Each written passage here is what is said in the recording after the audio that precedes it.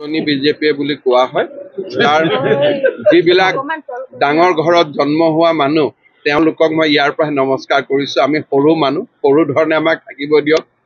ৰঞ্জিত দত্ত, বিজুলী বাইদেউ এইবিলাক পুৰণি বিজেপি নহয়, নতুন বিজেপি। মই কি ক'ম কওক? গৌৰৱ গগৈ যদি কংগ্ৰেছলৈ নাহিলেহেঁতেন আপোনালোকে কংগ্ৰেছ ডাঙৰ বংশ, ডাঙৰ পৰিয়াল, মোৰ কমেণ্ট নাই। যদি মোক কিবা সৰু ভূপেন বৰাৰ ওপৰত সোধে মই কমেণ্ট দিম। আমাৰ দৰে ঘৰৰ মানুহ, গতিকে মই যি মানুহ আমি ঢুকি নাপাওঁ সেই মানুহৰ ওপৰত মই কমেণ্ট নিদিওঁ। ভূপেন বৰা বিজেপিত অহাটো নিশ্চিত। তেওঁৰ কাৰণে দুটা সমষ্টি মই ৰেডি কৰি থৈ দিছো। মইতো দুটা নাম ক'লে মোক বেলেগে বেয়া পাব। মই তেওঁৰ কাৰণে দুটা সমষ্টি ৰেডি কৰি থৈ দিছো। ডাঙৰ বংশক বাদ দি, ডাঙৰ মানে নিজকে ডাঙৰ বুলি ভবা বাদ দি, যিমান তৃণমূল পৰ্যায়ৰ কংগ্ৰেছ আছে সকলোৱে আমাক জইন কৰিব। এতিয়া আজি শোণিতপুৰত যোনে কণ্টেষ্ট কৰিছে, মই এটা ফোন মাৰিলে জইন কৰিব।